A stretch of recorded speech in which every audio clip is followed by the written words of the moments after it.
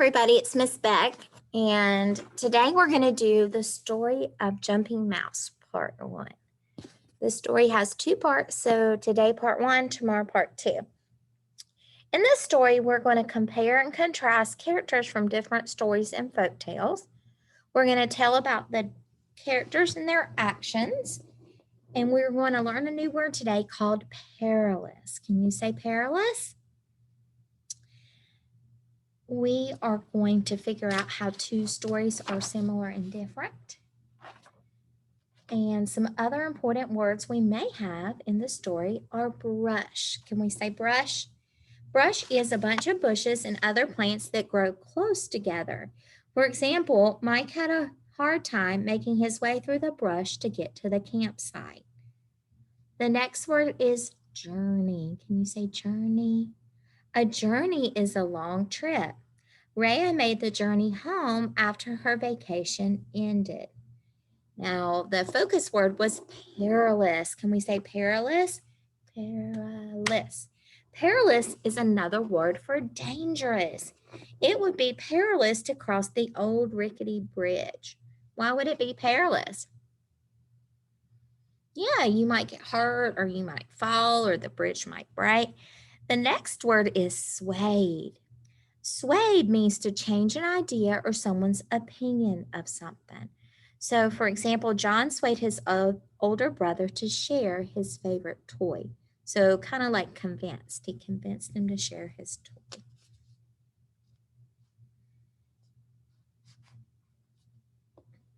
You'll hear some of these terms as well. Far off land, sparkling river, could not be swayed, could not be convinced, good day, and jump higher.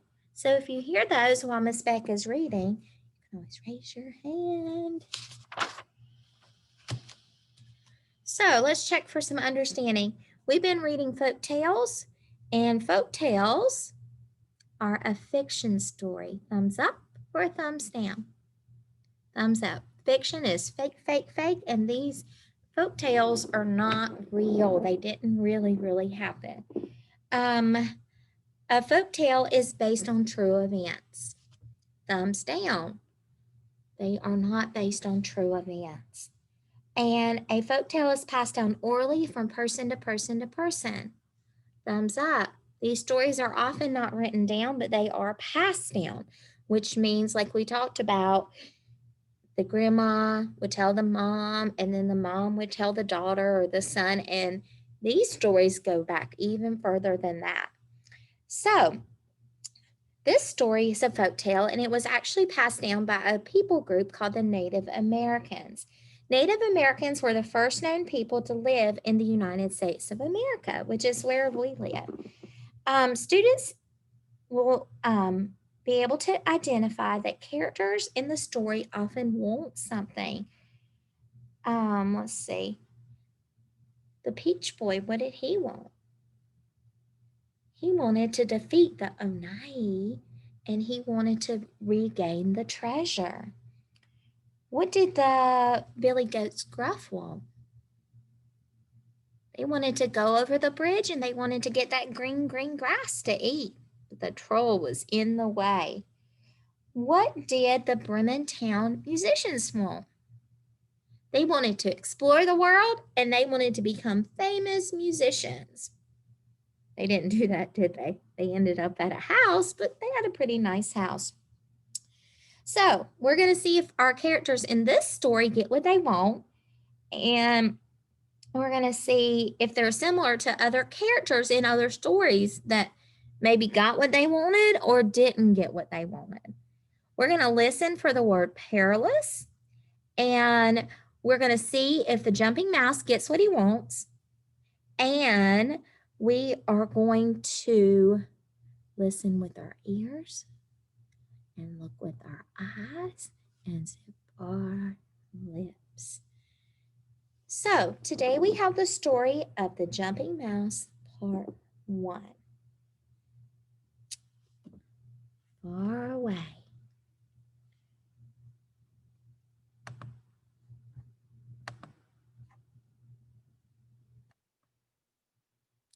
Long ago, There once was a small mouse.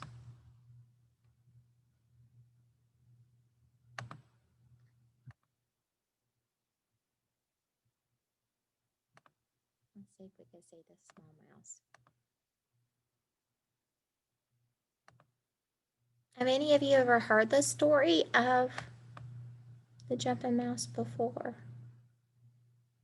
I had asked my class that today, and they said, one person said they had heard the story, but everyone else said they had not. And I actually had not heard that story before. That was a new one from Miss Beck. So let's see. Flip book.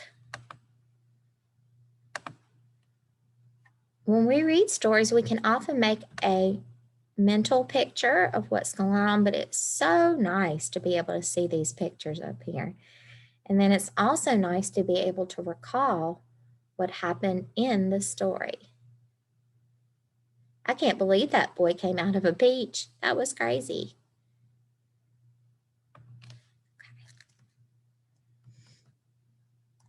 Okay. Now, here we go. Once there was a small mouse with a big dream. The small mouse had grown up listening to the elders tell wonderful stories about a far-off land. Now the small mouse lived in the brush near the sparkling river. Remember, brush is a group of bushes and other plants growing close together. On the other side of the sparkling river, there was a dry desert. The small mouse had been told that the far-off land was on the other side of a dry desert. Although the mouse was small, he was very brave. He intended to go to the far-off land. The word intended means he planned and he wanted to go there. One day he said goodbye to his friends and family and set off. I know a character yesterday who said goodbye to his friends and family and set off. It was the Beach Boy. I know some pigs that said goodbye to their mom and set off. 3 little pigs. His first challenge was to find a way to cross the beautiful sparkling river. A challenge is something that is hard to do. As he stared at the lapping water, a frog appeared beside him.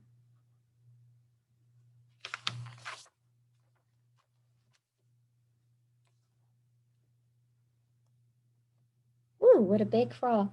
You'll have to swim, said the frog. I don't know what you mean, replied the small mouse, for he had never swam before. Watch me, said the frog, and with that, the frog jumped into the sparkling river and began to swim. He is swimming along. The small mouse watched the frog for several seconds before announcing, I'm afraid I cannot do that. I will have to find another way to cross the sparkling river. The frog returned to the edge of the river. Why are you so determined to cross the river? Where are you going? Asked the frog. I'm going to a far-off land, replied the small mouse. If you don't mind my saying, you are a very small mouse to be going to such a big river and travel such a long distance to a far-off land. The frog stared at the small mouse for a short time, and seeing that he could not be swayed from his plan, decided to help the small mouse. Swayed means to convince somebody, and he could not sway him. He could not convince him to change his plan. This is your lucky day, exclaimed the frog. I am a magic frog, and I will help you. I name you Jumping Mouse. You will soon discover that you can jump higher than you ever jumped before. Follow me, Jumping Mouse, and I will take you across the sparkling river.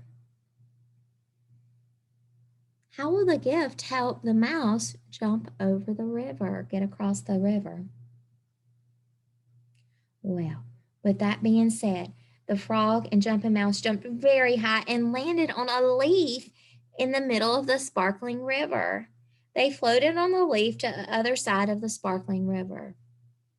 Well, it worked so far.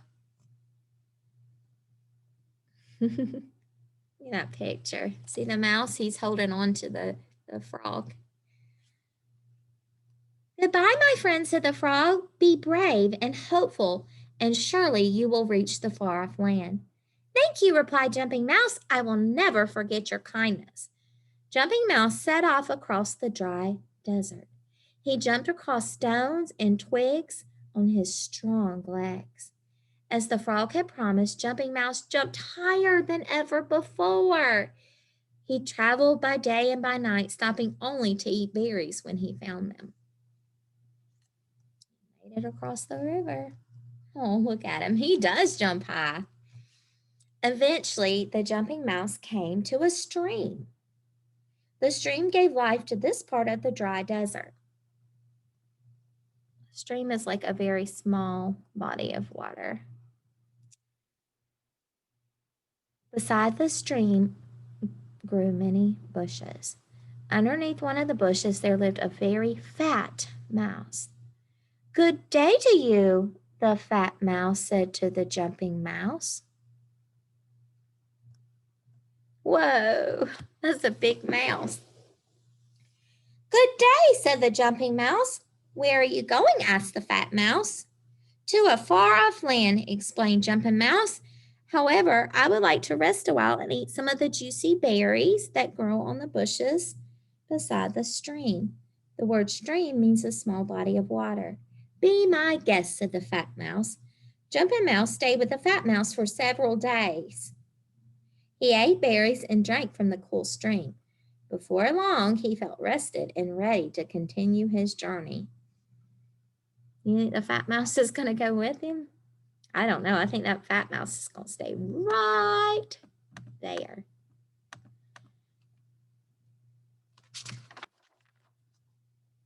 It is time for me to continue my journey, said Jumping Mouse. The word journey means a long trip. Miss Beck should not have turned the page. I'm sorry. He's still talking to the fat mouse. Why would you want to travel a place that you're not sure where it would exist? Stay here with me where you can eat berries and drink from the stream to your heart's content. But if you must go, be very careful, for the journey will be very perilous indeed for a small mouse. Does the fat mouse think it's a good idea for the Jumping Mouse to leave? No, not at all. And the word perilous means dangerous. So let's answer some questions so far. Who are the characters in the story so far? First, we have the Jumping Mouse. Then we have the magic frog.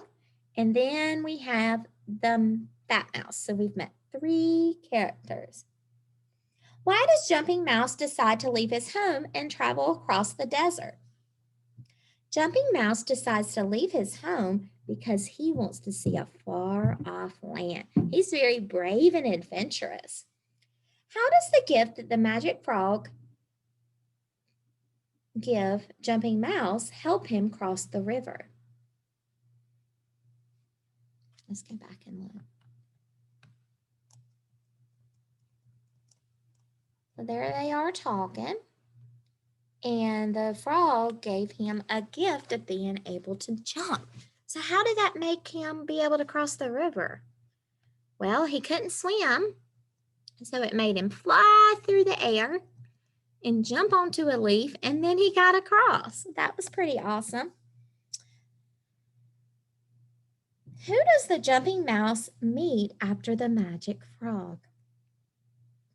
There's a magic frog. There he is, just jumping right along. Oh, look at the desert and the cacti.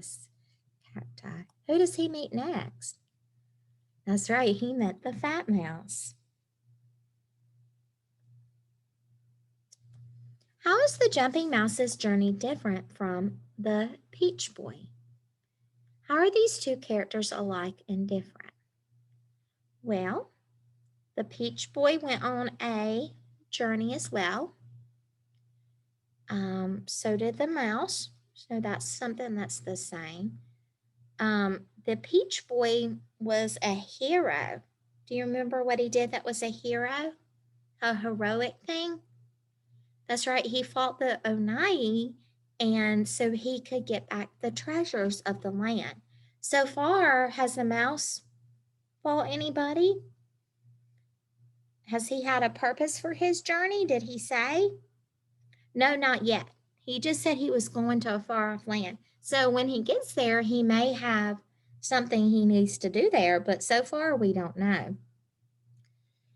In the read aloud, you heard the fat mouse say to the jumping mouse, "But if you must go, you must be very careful, for the journey will be perilous." Say the word perilous with me. Perilous. The word perilous means dangerous. Walking along the edge of a busy road is perilous. What kinds of other things do you think are perilous? I think it would be perilous to go up to the top of a building. That would be very, very dangerous, like up on the roof. That would be perilous. Tell your grown up an idea of something you think might be perilous. Another thing I can think of is it might be perilous to go outside during a thunderstorm. Why might it be perilous to go outside during a thunderstorm? Well, it could be dangerous, right? You could get struck by lightning, or you can get all rainy, windy. You know, who knows what could happen while you're out there in a thunderstorm. So what word have we been talking about? Perilous. Very good. All right, so thumbs up, thumbs down. If it is a perilous event, thumbs up. If it is not a perilous event, thumbs down. Chris felt a raindrop land on his head. Nope, not perilous. A boy played in his sandbox. A baby bird fell out of his nest. Oh no, that's perilous. That's very dangerous to the baby bird. The rock climber's hand slipped, and it was only then that his safety rope was not attached to anything. Super perilous, super duper perilous. Maria looked both ways before she crossed the street and saw that no cars were coming. Safe choice, not perilous.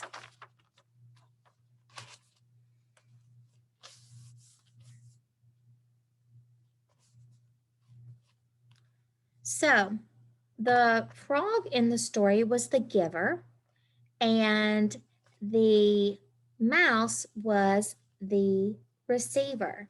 The giver is someone who gives something, and the receiver is someone who gets something. So what I would like you to do is draw a picture of the mouse, and I would like you to discuss what gift the mouse was given. So we're going to draw a picture of the mouse, and we're going to discuss what gift the mouse was given. Then I would like you to draw a picture of the frog, and I would like you to discuss what gift the frog gave to the mouse. So one person was the giver and one person was the receiver. Grown-ups, you can help the students write the word giver or the word receiver. So the mouse is the receiver and the frog is the giver. So I need a picture of the frog and the mouse. And then underneath each, I need the word giver and receiver. And then I need you to discuss with your grown-up who gives what to whom and how that helps in the story. Okay, friends, thank you so much, and I will see you next time. Bye-bye.